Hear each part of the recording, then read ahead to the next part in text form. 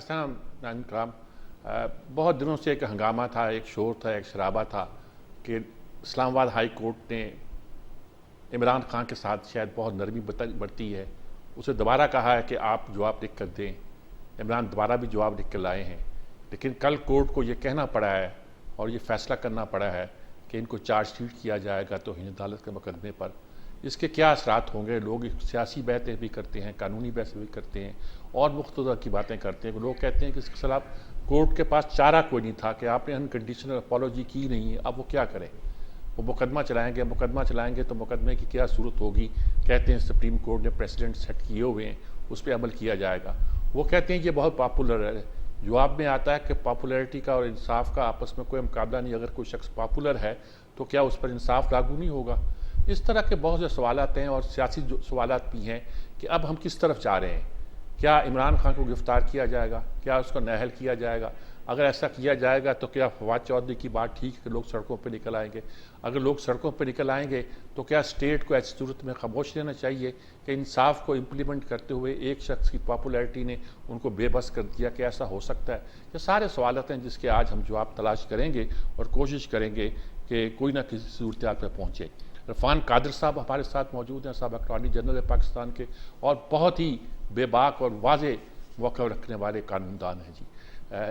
मुझे उम्मीद है कि कुछ देर बाद शाह खावर साहब भी हमारे साथ मौजूद होंगे और उनसे भी हम कानूनी राय लेंगे। उनकी कानूनी राय कुछ मुझे मालूम हुई है, कुछ मैं चाहता हूँ कि आज आप लोग भी उसको शेयर करें। इसके अलावा हमारे साथ सेनेटर ज़फ़र अली शाह साहब हैं पाकिस्तान तहरीक इंसाफ से और निहाल हाशमी हैं पाकिस्तान मुस्लिम लीग नून से। सारा हर किस्म का पॉइंट ऑफ व्यू हम चाहते हैं कि सामने आ जाए, वाज़े हो जाए। इरफान कादिर साहब, क्या कहेंगे आप इस मुकदमे के बारे में? इमरान खान फंस गए हैं या फंसा दिए गए हैं या कोई अब भी रास्ता है बाहर निकलने का, या इंसाफ के तकाजे क्या कहते हैं? इसमें डेफिनेटली खान साहब जो है वो काफी मुश्किल में हैं और इसीलिए अब उनको 2 हफ्तों का टाइम दिया गया। 2 हफ्तों का टाइम काफी होता है क्योंकि इस दौरान में बहुत सारे ऑप्शंस उनके पास और भी हैं, तो वो एक्सप्लोर करना चाहेंगे। मसलन यहाँ पे ये जो ऑर्डर हुआ है कि अब फर्द जुर्म आयद होगी, उसके खिलाफ अब ये जा सकते हैं सुप्रीम कोर्ट में और एक अपील फाइल कर सकते हैं सुप्रीम कोर्ट में।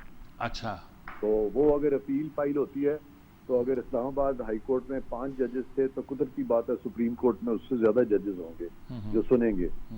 और उसमें बहुत सारे इश्यूज जो हैं वो लीगल इश्यूज अगर उन्होंने राइज किए, सबसे पहले तो वो उसमें नोटिस होगा और अगर उसमें नोटिस हो जाता है और उसकी डेट इस्लामाबाद हाई कोर्ट की डेट के बाद आती है तो नेचुरली ये मामला जो है फिर ये लंबा चला जाएगा। इतनी जल्दी फिर फैसला इस्लामाबाद हाई कोर्ट नहीं कर सकेगी जब तक कि सुप्रीम कोर्ट अपील जो है वो डिस्पोज ऑफ नहीं कर देती। तो अपील में जो नुक्ते उठाए जा सकते हैं वो बहुत सारे हैं और वो कानून से रिलेटेड हैं, लेकिन उसके बारे में मैं फिलहाल कुछ नहीं कहूँगा जब तक कि मामला सुप्रीम कोर्ट में चला ना जाए। तो दूसरा ये है कि अगर सुप्रीम कोर्ट में ये मामला नहीं जाता तो हाई कोर्ट के सामने जो नज़ीरे हैं उनको देखते हुए खास तौर पे निहाल साहब का केस, दानियाल साहब का केस, सलाल साहब का केस और फिर उन पुलिस के अफसरों का केस जिन्होंने के जस्टिस इफ्तिखार चौधरी के साथ नाशाइस्तगी का इजहार किया था, तो वहाँ पे भी अनकंडीशनल अपॉलॉजी उन्होंने मांगी थी, लेकिन बावजूद के अनकंडीशनल अपॉलॉजी मांगी थी, इन चारों केसों में अपॉलॉजी जो है उसको नहीं माना गया था। खान साहब ने तो अपॉलॉजी अनकंडीशनल उन क्लियर कट वर्ड्स में नहीं की। उन्होंने जो आखिरी जवाब दिया उसमें उन्होंने अफसोस का इजहार किया है, लेकिन उस तरह से अपॉलॉजी टेंडर नहीं की। ठीक बात। लेकिन अफसोस जो है वो भी तो एक किस्म की इस चीज के यानी मुतरादिफ है, जैसे कि वो अपनी गलती मान रहे हैं। तो बहरकैफ वो अपनी गलती उस तरह से मान भी नहीं सकते क्योंकि वो समझते हैं कि वो एक पॉपुलर लीडर हैं और वो अपनी जो फॉलोअर्स हैं उनके सामने वो नहीं बताना चाहते कि जी मेरी जो ईगो है उसको ठेस पहुंचे। तो इसलिए एक तरफ खान साहब की वो अना है, वो ईगो है जिसको वो बचाना चाहते हैं। ईगो बचाते हैं तो कानून नहीं बचता और कानून बचाते हैं तो ईगो नहीं बचती। तो बड़ा लीडर जो है दुनिया में मैं समझता हूँ वो होता है जो या तो अपनी ईगो मार दे और कानून का साथ दे, और अगर वो समझता है कि वाकई जो कानून है वो उस तरह से नहीं मुरतब किए गए और उसके पास बहुत बड़ी मेजॉरिटी है तो फिर वो स्ट्रेट अवे अदालत को कह सकता है कि जी मैं आपके इस कानून को, इसमें बहुत से सुकम है और वो मैं पॉइंट आउट करना चाहता हूँ, इसके बावजूद अगर आप मुझे कंटेम्प्ट लगाना चाहते हैं तो फिर लगा दे, फिर उसको तैयारी पकड़नी चाहिए और तकरीबन 1 माह 2 माह या 6 माह के लिए वो पाबंदे सलासल हो जाए, उसको सजा के लिए वो तैयार रहे, उसमें नाअहली भी हो सकती है। तो उस सूरत में अगर होता है इस तरह से, तो फिर वो जो उनकी पार्टी के जो सेकंड इन कमांड हैं या जो नेक्स्ट ईयर के जो उनके लीडरान हैं, फिर पार्टी का भाग दौड़ जो है वो यानी लीगली तो वो संभालेंगे, लेकिन इन दी बैकग्राउंड खासा हो गए तो इस तरह की सूरत हाल बने। अच्छा जी, सेनेटर जफर अली शाह साहब, मैं आपकी तरफ सीधा आता हूं ताकि आप ये सारी बात जो है, खान साहब का मुकदमा है, आप क्या कहते हैं इस मामले में? देखें, अपना कादर साहब ने बड़ी तफसीली बात इस पर बता दी है। मुकदमा चूंकि सब जुडिस है तो इस पर कुछ थोड़ी सी पाबंदियां है हम पर भी कि खुलकर बात नहीं कर सकते। फैसला जब होगा तो उस पर तो फिर तो खुलकर बात होगी, फिर तो फैसले पर बात होगी और उसमें कंटेम्प्ट ऑफ कोर्ट भी और दीगर हर चीजें जो है वो इसमें डिस्कस की जा सकेगी। लेकिन एट दिस मोमेंट जबकि केस जो है वो हाई कोर्ट के पास है और हाई कोर्ट ने कॉग्निजेंस ले लिया है, उन्होंने कहा जी कि हमने फलां तारीख को जो है वो फर्द जुर्म ऐड करना है, तो वो अब फर्द जुर्म ऐड करना 22 तारीख को अभी काफी दिन है।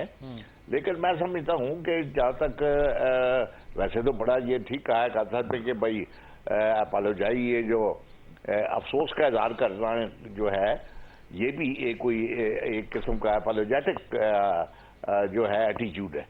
तो अब हम यानी अगर ये कहें कि जनाब के वो जो ख्वाहिश कोर्ट की है और फिर शायद इमरान खान साहब अपोलोजाई भी कर देते, लेकिन अपोलोजाई करने के बाद उसके बाद क्या गारंटी है इस बात की कि कोर्ट जो है वो आगे प्रोसीड नहीं करेगी? ठीक बात है, ये बिल्कुल ठीक बात ये है। हाशमी साहब बैठे हुए हैं, मैं अभी उन पर आ रहा हूँ आपके सामने। हाँ जी, बिल्कुल जी, बिल्कुल जी जी जी। निहाल हाशमी साहब, आप क्या कहेंगे, आप क्या फरमाते हैं? आप तो इससे भुगत चुके हैं।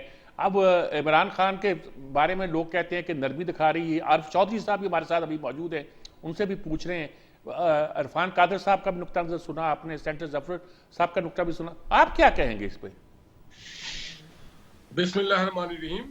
सजाद भाई, जो पैनल है आपकी, बहुत ही पाकिस्तान के तगड़े लोग हैं, लीगल फ्रेटर्निटी के, और no doubt there is no match of Irfan Qadir sahab and so on. Zafar Ali Shah sahab हमारे वजीर कानून रह चुके हैं, बड़े मेहरबान है हमारे, हमारा बड़ा एक मोहब्बत और एहतराम का रिश्ता है। मैं ये समझता हूँ कि जो बातें हो रही हैं इसमें नरमी और सख्ती की बात नहीं होनी चाहिए, बरहमी की बात नहीं होनी चाहिए। बात ये होनी चाहिए कानून क्या कहता है। कानून के पैरामीटर में अगर खान साहब का मुकदमा आता है तो कानून को उसी मुताबिक चलाना चाहिए, ना उनके साथ सख्ती करनी चाहिए, ना उनके साथ गर्मी करनी चाहिए, ना उनके साथ नरमी करनी चाहिए। क्योंकि हमने तो बचपन से देखा है कि कानून के आंख के ऊपर पट्टी बंदी होती है। कानून सिर्फ शवाहिद के बुनियाद पे और जो एविडेंस उसके सामने रखी जाती है उसके बुनियाद पे चल रहा होता है। तो अगर वो एक अपॉर्चुनिटी उनको देते हैं, हमेशा देते हैं कि अगर आप अपोलोजाइज करने लगे, ये जैसे हमारे क्रिमिनल प्रोसीडिंग्स में है ना, चार्ज फ्रेम करना या वो जो प्लीडेड गिल्टी और नॉट गिल्टी, तो वो एक चांस इनको दिया गया। हमारे यहाँ एक रिवाज है कंटेम्प्ट ऑफ कोर्ट में कि अगर कई वक्तों में ऐसा भी होता है कि वो जो नोटिस है वो डिस्चार्ज कर देते हैं, विड्रॉ कर लेते हैं, और अगर उसे नहीं विड्रॉ करना होता तो वो फिर कहते हैं फर्दर आपको हम एक और चार्ज देते हैं। खास आपको एक और चार्ज दिया गया है, वो उसको उन्होंने अवेल नहीं किया to apologise on this particular matter. अब कोर्ट उन पे चार्ज फ्रेम करेगी। अब देखना यह है कि उन पे चार्ज क्या, उनके अल्फाज और उसके कंटेंट्स क्या होते हैं। वो चार्ज फ्रेम करने के बाद ऑब्वियसली वहां पे स्क्रीन भी लगाएंगे और उनकी तकारीर भी देखेंगे और इंटेंशंस भी देखेंगे, और उसके बाद अगर खान साहब चाहें तो अपनी डिफेंस विटनेस भी दे सकते हैं। मगर अब वो अपोलॉजी वाला और अपोलोजाइज करने वाला स्टेज गुजर चुका है, क्योंकि 2 बार उनको मौका दिया गया कि वो ये काम करें। मैं ये समझता हूँ कि कोर्ट को एक रिट भी स्टेब्लिश करनी चाहिए, कोर्ट की भी, रूल ऑफ लॉ को भी सही तौर पे समझने की जरूरत है, और 204 है क्या उसे समझने की जरूरत है कि 204 कब, कहां और किन हालात में अप्लाई हो सकता है। कई वक्तों में ऐसा होता है कि 204 जो है फरमाइशी भी हो जाता है, कई वक्तों में ऐसा होता है कि 204 अपने जाती अनाज के लिए भी इस्तेमाल किया जाता है, मगर मैं समझता हूँ कि 204 का एक बड़ा क्लियर स्कोप है और उस क्लियर स्कोप से बाहर जाकर के 204 को अप्लाई नहीं किया सकता। ठीक बात है। बज़ाहिर ऐसा लगता है, मुझे बज़ाहिर ऐसा लगता है कि खान साहब ने जज का भी नाम लिया है, उस केस का भी हवाला दिया है, उस जो उस केस में मतलूब शख्स थे शहबाज गिल, उसका भी हवाला दिया है। तो काफी करीब है ये 204 के और चार्ज करने के। अब उसके इसी चीज को मद्देनजर रखते हुए अदालतों ने उनको ये मौका दिया था। अब आगे इनकी टीम क्या करती है वो देखने की बात है। हम तो सिर्फ as a student of law ये समझते हैं, एक तालिब इल्म के तौर पे, कि अदालत को अब रूल ऑफ लॉ के तहत चलना चाहिए और जो आइन और कानून कहता है और जो हमारे प्रेसिडेंट्स हैं इस मुल्क के, ये मेरे पीछे आपको किताबें नजर आ रही होंगी, हमारी यहाँ ये जो PhD MLD criminal law journal इसी दिन के लिए होती है कि हम ठीक बात है। मैं आरिफ चौधरी साहब से भी राय लेता हूँ, फिर दोबारा आपकी तरफ आता हूँ। आरिफ चौधरी साहब अस्सलाम वालेकुम। आप वालेकुम अस्सलाम हजूर। ये बताइए, आपने सारी ये गुफ्तगू सुनी है, इरफान कादर साहब बड़े क्लियरली कह रहे हैं कि सुप्रीम कोर्ट में ये चले जाएं तो मामला और कॉम्प्लिकेट हो जाएगा। आप क्या समझते हैं इस मसले पर, क्या सूरत हाल है, सियासी सूरत हाल क्या है, कानूनी सूरत हाल क्या है, और अमूमी सूरत हाल इस वक्त पूरे मुल्क की क्या बनी हुई है? मीर साहब बहुत शुक्रिया। सबसे पहले तो हम इसके कानूनी पहलुओं पे बात करेंगे, उसके बाद सियासी जो हवाला वो बनेगा। कानूनी तौर पर बात यह है कि ये डायरेक्ट उस तरह की सिचुएशन नहीं है जिस तरह की ये दलाल और हाशमी साहब के, निहाल हाशमी साहब के केस में थी। दोनों केसेस इससे डिस्टिंग्विशेबल हैं। यहाँ सूरत हाल बिल्कुल ऐसी है कि जिसमें अदालत में मामला पेंडिंग नहीं था।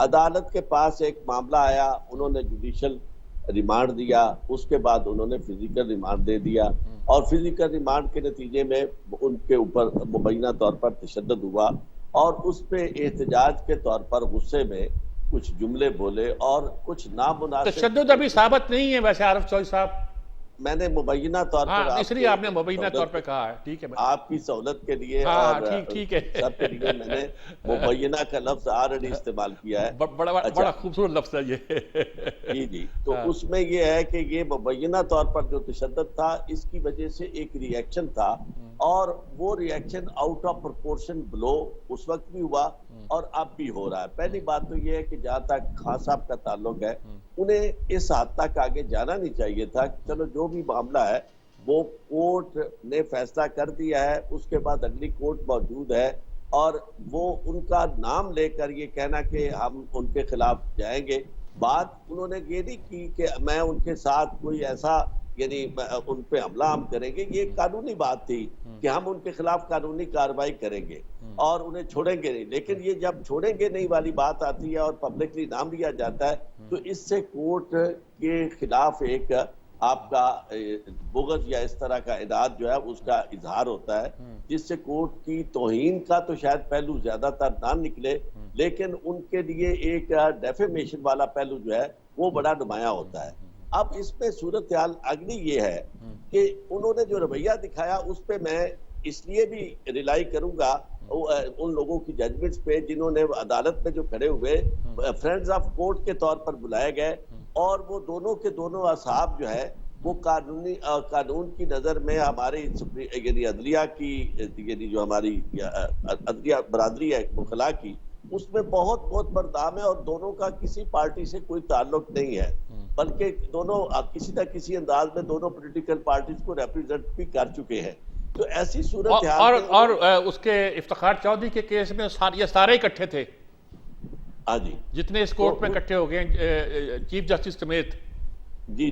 तो ऐसी सूरत हाल में उनका ये कहना इमरान खान का कि जी मैं इस पे शर्मसार हूँ और मैं अपनी इस नदामत का इजहार अदालत उस कोर्ट के सामने भी, उस मोहतरमा जज साहबा के सामने भी खड़े होकर करने के लिए तैयार हूँ। अगर तो ये मामला वो है जिसे सुप्रीम हाई कोर्ट ने कहा कि चूंकि हम अपनी मातहत अदलिया के पास इस तरह का कोई इख्तियार नहीं है कि वो कंटेम्प्ट ऑफ कोर्ट की कार्रवाई कर सके, तो हम अपनी अदलिया मातहत अदलिया के तहफ़्फ़ुज़ के लिए ये कार्रवाई कर रहे हैं। तो अदलिया के तहफ़्फ़ुज़ के लिए और उनके एहतराम के लिए तो ये जुमले काफ़ी थे, और उनका ये कहना कि मैं उनके पास जाकर सामने खड़े होकर भी इस शर्मसारी और नदामत का इजहार करने के लिए तैयार हूँ। तो जहां तक इस बात का ताल्लुक था कि लोगों की नजर में अदलिया की इज्जत रहे, और जो कहा जा रहा था, allegedly कहा जा रहा है अभी भी, उनको सजेस्ट किया जा रहा था, बिल्कुल बिल्कुल ठीक है, लोग प्रवोक हो जाएंगे, वो प्रवोक वाली बात तो इस मामले में खत्म होगी। ठीक बात है। सज्जाद साहब, जब मैं दोबारा आता हूं आपकी तरफ, हमें वक्फा लेना पड़ रहा है, एक वक्फा लेते हैं, वक्फे के बाद बात को दोबारा शुरू करते हैं।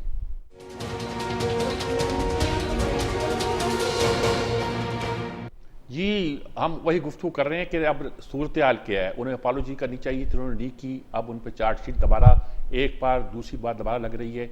उन्हें केस वापस लुटाया गया कि आप अपना जवाब रिवाइज करें। सूरत हाल नहीं बनी। जफर अली शाह साहब, क्या कहेंगे आप? क्या रास्ता है कोई सियासी मसला? बड़ा, हाँ जी, ऑप्शन भी है, रास्ता भी है, और कोई ऐसी बात नहीं है। और इससे पहले भी अदालत का जो एटीट्यूड है, मैं समझता हूँ कि वो भी काफ़ी माहौल को ठंडा करने वाला ही है। और ख़ुद इमरान खान साहब भी जो हैं, जो अपने हर जलसे में रूल ऑफ लॉ की बात करते हैं, और जितनी वो इंसाफ की बात करते हैं, उनकी जमात का नाम इंसाफ है। तो इसलिए मैं नहीं समझता कि कोई इमरान खान साहब की इतनी इंटेंशन जो थी कि वो कोई बागियाना थी, या कोई पाकिस्तान के एडमिनिस्ट्रेशन ऑफ जस्टिस या अदालती निज़ाम के खिलाफ कोई बहुत बड़ा कोई उन्होंने नारा लगा दिया था। कोई ऐसी बात भी नहीं थी। मैं समझता हूँ कि अब भी, और मेरा मैं अंश कह रहा है मेरा, कि ये इंशाल्लाह मामला 22 तारीख को सेटल डाउन हो जाएगा और ये ठंडा हो जाएगा। आपने शुरू में सवाल किया था कि इसके सियासी असरात क्या है। देखिए जी, इसके सियासी असरात, फैसला पता नहीं क्या होता है, दिल से यार या दैट वे, लेकिन इसके सियासी असरात भी होते हैं, सियासी असरात पढ़ते हैं। अगर ये कोई कहे कि सियासी असरात नहीं पढ़ते, मैं समझता हूँ कि वो गलत होगा। हमारा सियासत से भी तल्लक है, कानून से भी तल्लक है। तो इसलिए मैं समझता हूँ, और न सिर्फ सियासत पर इसका असर पड़ता है, इसका एडमिनिस्ट्रेशन ऑफ जस्टिस पे भी असर पड़ता है। तो ये कुछ मामला जो है, देखे ना, इससे पहले एक लंबी एक कतार जो है, मैं अभी आपको बता सकता हूँ कि मुल्क में जो है कंटेम्प्ट ऑफ कोर्ट की गई है, और बेशुमार लम्हात में कंटेम्प्चुअस अल्फाज निकाले गए हैं, सियासी लोगों ने निकाले हैं। हम अदालतों में वकील जो है वो कर लेते हैं। इसलिए मैं समझता हूँ कि इसको, आपका मतलब है कि मुकदमा ठंडा पड़ जाएगा, तहम्मुल का जो मुजाहरा कहा जा रहा है उसका। एग्जैक्टली जी, अरफान कादर साहब क्या कहेंगे आप इसके? जी, मैं समझता हूँ कि शाह साहब जो फरमा रहे हैं वो तो एक कह सकते हैं आपके, वो डेफिनेटली चाहते होंगे कि किसी तरह से अल्तवा में मामला चला जाए। और ये हमेशा से हमने देखा है कि जिस टीम को ये खदशा हो कि मैंने इस मुकदमे में हार जाना है, तो उसकी तो कोशिश होती है बारिश हो जाए या किसी तरह से मैच जो है वो लंबा चला जाए और ड्रॉ हो जाए, और वो किसी तरह से अगर ड्रॉ करा दे तो उनकी विक्ट्री हो जाती है। वो बात आपकी ठीक है, लेकिन अगर यहाँ पे वो ड्रॉ करें, कोई हारने के चांसेस नहीं है। नहीं, वही तो मैं कह रहा हूँ ना जी। तो वो अगर आपके जीतने के चांसेस होते शाह साहब, तो फिर तो आप कहते ना कि हम फैसला कराना चाहते हैं, वन वे और दी अदर, हमारे हक में फैसला होना चाहिए। नहीं, ये जरूरी नहीं, बात ये जरूरी नहीं है। हाँ, ये आपने तो कादर साहब, अरफान साहब, आपने तो पेट्रोल का गैलन लिया हुआ है और फेंक रहे हैं ताकि आम के शोले ज्यादा नहीं, चले आप इनको बात पूरी कर लेते हैं। अरफान कादर साहब, मैं एक वाइड शख्स हूँ जो पिछले 10 साल से कोशिश कर रहा हूँ कि ये शोले बुझे, लेकिन मेरी आवाज ही कोई नहीं सुनता, मेरी बात ही कोई नहीं सुनता। और मैंने इसीलिए प्रिडिक्ट किया हुआ कि शोले बढ़ते ही चले जाएंगे जब तक कि अदलिया जो है वो अपने फैसलों में यकसानियत पैदा नहीं करेगी। ठीक बात। इस वक्त की सूरत हाल जो है ना, ये बहुत बड़ा क्वेश्चन है आपका। जी सर, मुख्तसरन मैं सिर्फ ये कहूंगा कि जैसे शाह साहब की कोशिश है कि जी खान साहब को कंटेम्प्ट ना लगे, तो मैं भी कहता हूं कि अल्लाह करे कि उनको कंटेम्प्ट ना लगे, लेकिन उसका फिर एक ही रास्ता है कि जिनको कंटेम्प्ट कुछ फैसलों के तहत लगी थी उन फैसलों को भी सुप्रीम कोर्ट रिविजिट कर ले। जब अपील ठीक है, जाएगी यहाँ ठीक पे है। तो वो लार्जर बेंच बना के उनको भी रिविजिट कर लें, और फिर सारे जो सियासी कंटेम्नर्स हैं या जिनके खिलाफ कंटेम्प्ट के फैसले हुए हैं सबको यकसानियत से ट्रीट कर दें और अपने अर्लियर फैसलों को समझ जाए कि भाई हमने तजावुज किया था, हमने उस वक्त भी रिविजिट कर लें। लेना था, तो सारे बच जाएंगे। ठीक बात है। निहाल हाशमी साहब, आप उनमें शामिल हैं जो कंटेम्प्ट को फेस कर चुके हैं, आप क्या कहेंगे इरफान कादर साहब के इस तबसरे पर?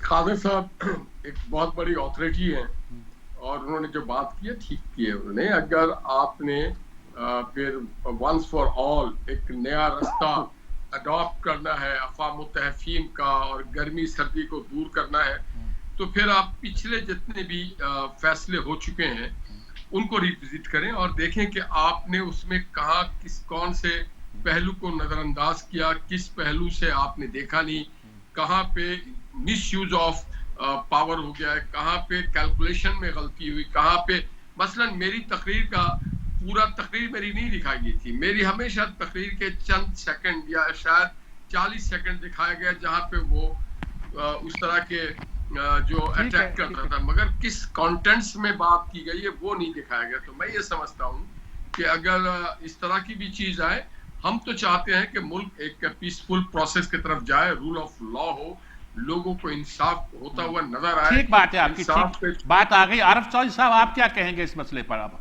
सारी गुफ्तगू इसमें देखें, मैं आपको अर्ज करूं कि ये जो हमारे साहब, हमारे अहबाब की राय है दोनों की, इरफान कादर साहब की और निहाल हाशमी साहब की, इसमें मेरी एक तजवीज़ ये शामिल कर लें कि अगर आपने रिविजिट करना है तो इमरान खान के केसेस के साथ बाकी यानी नवाज शरीफ साहब के और उनके बाकी साथियों के भी केसेस जो उनके अल्फाज इस्तेमाल हुए हैं, मोहतरमा उनकी जो बेटी है उनके, वो भी सामने रख लिए जाएं। और अगर उनमें से इमरान खान के अल्फाज ज्यादा सख्त हो और उन लोगों के खिलाफ तौहीन अदालत ना बन यानी इससे ज्यादा बनता हो इनका केस, तो फिर इसे सबको सजा दे। बात इस तरह की नहीं है। बात यह है कि अगर आपने इस वक्त रूल ऑफ लॉ को जारी और सारी करना है तो उसमें इसमें ये नहीं बात आनी चाहिए इरफान कादर साहब को इसका बहुत ज्यादा। आरिफ भाई की बात अट्रैक्ट नहीं करती इस केस को। नवाज शरीफ और मरियम मैंने को कभी बात में नोटिस मुदाखलत नहीं दिया गया है। आप बात सुन ले, मैं आप पर दोबारा आता हूँ। ये कोई मैं इस तरह तो नहीं ना आप करें कि मुझे बात ना करने दें आप। जी बात ये है कि इस वक्त सूरत हाल बड़ी अजीबोगरीब है। ये दुनिया भर में ये तस्वर है कि अदालतों की इज्जत जो है वो तौहीन अदालत के जरिए नहीं होती, बल्कि अदालतों की इज्जत जो है तो तौहीन अदालत पे सजा देने से नहीं होती, बल्कि उनके अदालतों के वो फैसले होते हैं जिनकी वजह से वो तमाम इंसानों के दरमियान बिला तफरीक एडमिनिस्ट्रेशन ऑफ जस्टिस करते हैं। अब इस केस में मामला बिल्कुल इस तरह का है कि जिसमें एक जिसे अलेज कंटेम्नर जो है वो बिल्कुल तैयार है इस बारे में रिमोर्स शो करने के लिए, और इरफान कादर साहब ने बिल्कुल वजह तौर पर कहा कि ये भी कंटेम्प्ट, ये भी उसकी माफी की एक सूरत होती है कि एक शख्स जो है वो अफसोस का इजहार कर रहा है और कह रहा है कि मुझे ये अल्फाज नहीं इस्तेमाल करने चाहिए। जहाँ पे सारे केस रिविजिट करें, जो पहले भी सजाएं दी हुई हैं उन पर भी गौर करें, यानी दूसरा मौका भी हो सकता है। जी, इस बहस को जारी रखते हैं और लेकिन एक वक्फे के बाद दोबारा हाजिर होते हैं, लेते हैं एक वक्फा।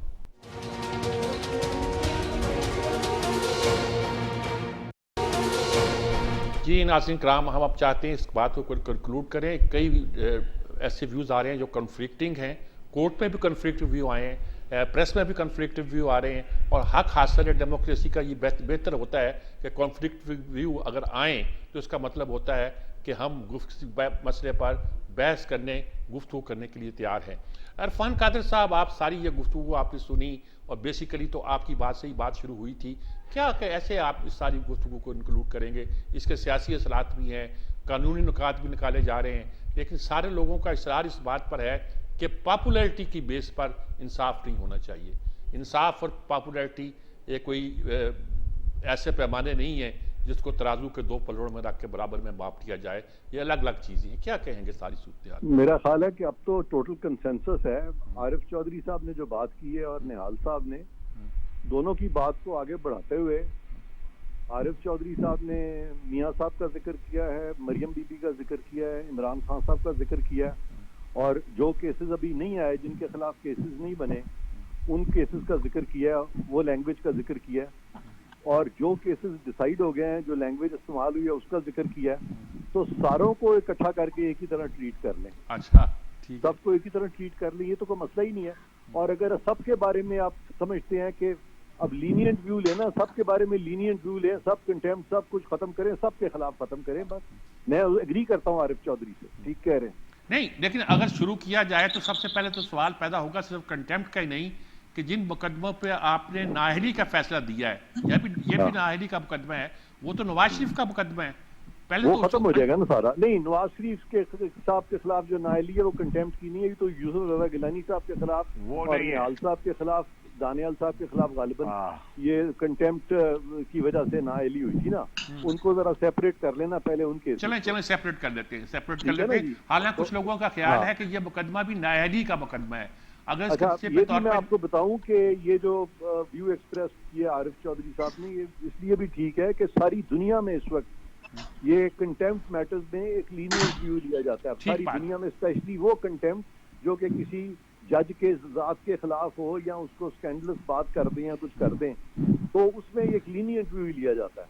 हाँ, ऐसी कंटेम्प्ट जिसको कि हम क्रिमिनल कंटेम्प्ट कहते हैं या दूसरी जो किस्म है उसकी, जहाँ पे इसको भी क्रिमिनल कह रहे हैं, इसको ये कोर्ट देखें, ये कोर्ट की बातें हैं, इस पे अभी बहस होगी, इस पे मैं ज्यादा नहीं कुछ कहता। ठीक लेकिन मेरा मतलब ये है कि अगर क्रिमिनल कंटेम्प्ट ना हो और जज को ही क्रिमिनलाइज किया जाए तो उस पे तो सबको लीनियंट व्यू यूरोप तो सारा लेता है, और वो उस पे जजेस कंटेम्प्ट नोटिस भी नहीं देते, अमेरिका में भी नहीं देते। ठीक है, जफर अली शाह साहब आप क्या फरमाएंगे? आप ये सारा एक पॉइंट है वो आपके सामने आ गया जी। मीर साहब, मैं बतौर सियासी कारकुन के भी और बतौर एक वकील के भी, जो इरफान साहब ने कहा है कि जनाब के ये दूसरे केसेस भी और ये सारे रिविजिट किए, मैं तो इससे आगे की बात करता हूं कि ये कंटेम्प्ट का जो कानून है इसको रिविजिट करना चाहिए।